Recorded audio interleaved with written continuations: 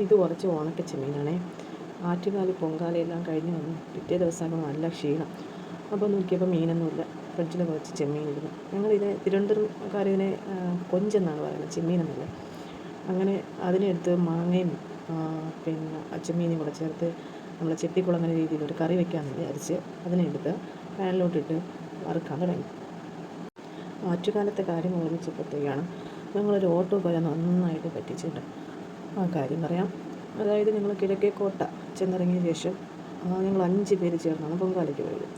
അപ്പോൾ 5 പേർക്ക് ഒരു ഓട്ടോയിൽ പോകാൻ പറ്റാത്തതുകൊണ്ട് ഞങ്ങൾ 2 ആട്ടോ വിളിച്ച് അപ്പോൾ സ്റ്റാൻഡിൽ നിന്ന് അവർ 60 രൂപയ്ക്കുള്ള ഓട്ടമേ ഉള്ളൂ. ഞങ്ങൾക്ക് ചിറമുക്ക് എന്ന് പറയുന്ന സ്ഥലത്ത് പോകണമായിരുന്നു. അപ്പോൾ അവർ പറഞ്ഞ് 60 രൂപയ്ക്കുള്ള ഓട്ടമാണ്, പക്ഷേ അവർക്ക് പൊങ്കാല ദിവസം ആയതുകൊണ്ട് 75 രൂപ കൊടുക്കണമെന്ന് പറഞ്ഞു. ശരി, ഞങ്ങൾ എന്ത് ചെയ്ത് സമ്മതിച്ച് 2 ഓട്ടോയിൽ, ഒരു ഓട്ടോയിൽ 2 പേരും മറ്റു ഓട്ടോയിൽ 3 പേരുമായിട്ട്, നമുക്ക് സാധനങ്ങളെല്ലാം ഉള്ളതുകൊണ്ട് ഒരുമിച്ച് പോകാൻ പറ്റാത്തതുകൊണ്ട് ഞങ്ങൾ അങ്ങനെ ആ ആട്ടോ വിളിച്ച് പോയി. പ്രശ്നം എന്താണെന്ന് വെച്ചാൽ ഞങ്ങൾക്ക് സ്ഥലം അറിയില്ല. അപ്പോൾ ഞങ്ങളുടെ ഫ്രണ്ടിൻ്റെ വീട്ടിൽ ഞങ്ങൾക്ക് അടുപ്പെല്ലാം റെഡിയാക്കി സ്ഥലപ്പേര് ചിറമുക്ക് ഓട്ടോ കിഴക്കേക്കോട്ട വന്നിട്ട് ഓട്ടോ വിളിച്ച് ചിറമുക്കിൽ ഇറങ്ങിയാൽ മതി. ആ ഒരു അറിവിലാണ് ഞങ്ങൾ ഓട്ടോയിൽ കയറുന്നത്. അങ്ങനെ കയറി 2 പേര് 2 ഓട്ടോയിൽ കയറി. അപ്പം ഫ്രണ്ടിൽ പോയ ഓട്ടോയെ ഫോളോ ചെയ്ത് ബാക്കിൽ നിന്ന് പോകാനായിട്ട് ഞങ്ങൾ കയറിയ ഓട്ടോക്കാരൻ്റെ ഒരു പയ്യനായിരുന്നു. ആ പയ്യൻ്റെ അടുത്ത് പറഞ്ഞു. അങ്ങനെ ബ്ലോക്ക് ആയപ്പോഴത്തേക്ക് ഇവൻ തന്നെ ഫ്രണ്ടിൽ പോയ ഓട്ടോ ഡ്രൈവറിൻ്റെ അടുത്ത് ചെന്ന് വഴിയെല്ലാം പറഞ്ഞു കൊടുത്ത് നമുക്ക് നേരെ പോകണ്ട, വേറെ കുറുക്കുള്ള വഴി കൂടെ പോയാൽ അവിടെ അതുവഴി പെട്ടെന്നൊക്കെ എത്താമെന്നൊക്കെ പറഞ്ഞ് ആ ഡ്രൈവറിനോടൊക്കെ പറഞ്ഞ് ഇവർ രണ്ടുപേരും കൂടി ഫ്രണ്ടും ബാക്ക് ഇങ്ങനെ പോയിക്കൊണ്ടിരിക്കുന്നു. കുറേ ദൂരം ചെന്നപ്പോഴത്തേക്കും നമ്മുടെ ഫ്രണ്ടിൽ പോയ ഓട്ടോ നേരെയുള്ള വഴി അങ്ങ് പോയി. ഞങ്ങളെ കൊണ്ടുപോയ ഓട്ടോ എന്ത് ചെയ്തു, ക്രോസ് ചെയ്ത് ഇടതുള്ള റോഡേ അങ്ങ് കയറി. അപ്പോൾ ഞങ്ങൾ പറഞ്ഞു, അയ്യോ ആ ഓട്ടോ അങ്ങ് പോയല്ലോ. അപ്പോൾ ഈ പയ്യൻ ഞങ്ങളുടെ അടുത്ത് പറഞ്ഞു, അത് അവ ഇപ്പം അവരവിടെ അങ്ങ് ഇറക്കി നിർത്തും, ഇനി മുമ്പോട്ട് പോകാൻ പറ്റില്ല, നിങ്ങളെ ഞാൻ കുറേ കൂടെ മുമ്പ് ഈ വഴി കൂടെ കൊണ്ടിറക്കാമെന്ന് പറഞ്ഞു. അപ്പോൾ ഞങ്ങൾ തിരിയുന്ന കണ്ടുകൊണ്ട് പാവം ആ ഫ്രണ്ടേ പോയ ഡ്രൈവർ എന്ത് ചെയ്തു, ഓട്ടോ വീണ്ടും തിരിച്ചെടുത്ത് ഞങ്ങളെ പിറകെ വന്നു.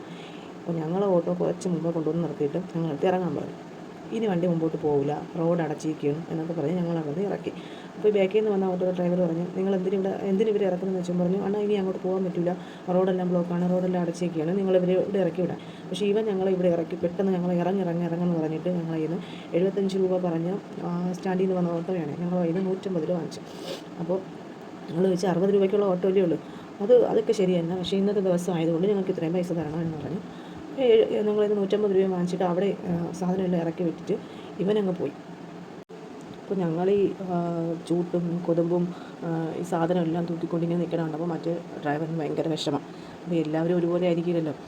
അങ്ങനെ സ്ഥലമില്ലെങ്കിലും അയാൾ പറഞ്ഞ് ഈ സാധനങ്ങളെല്ലാം അതിനകത്തേക്ക് വയ്ക്കാൻ പറഞ്ഞു. അങ്ങനെ ഞങ്ങളതിന് കൊടുത്തിട്ട് ഞങ്ങൾ പറഞ്ഞു, ഞങ്ങൾ എന്ത് ചെയ്യാം, ഈ ആട്ടോയുടെ ബാക്കിൽ ഞങ്ങൾ നടന്നങ്ങ് വന്നോളാം എന്ന് പറഞ്ഞു.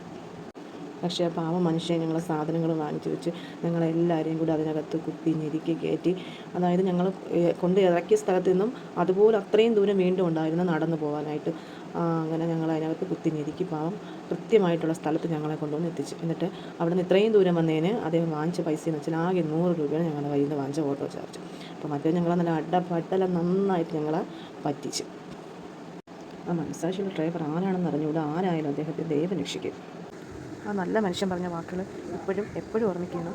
അതായത് നിങ്ങളെ ഞാൻ വഴിയിൽ ഇറക്കി കളയില്ല, എൻ്റെ വണ്ടി ഏതുവരെ പോകാൻ പറ്റുമോ അത്രയും ദൂരം നിങ്ങളെ ഞാൻ കൊണ്ടുപോകും.